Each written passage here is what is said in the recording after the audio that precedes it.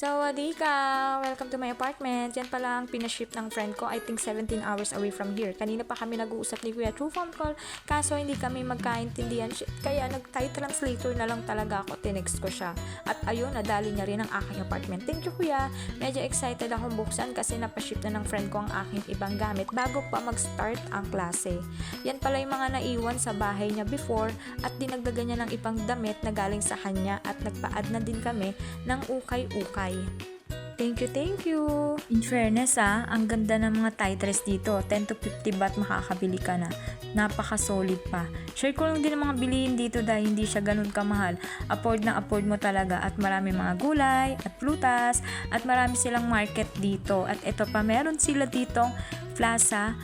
Free exercise equipment every morning. Pwede rin naman sa hapon. Ganun talaga dito dahil sa Taytay. I mean sa Thailand.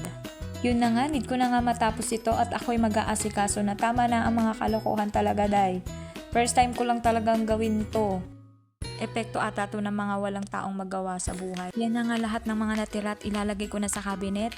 At yan, tapos na ako mga day, makakapagpahinga na rin.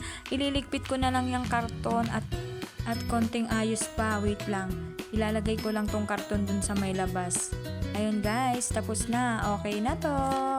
Thank you sa panonood. Bye!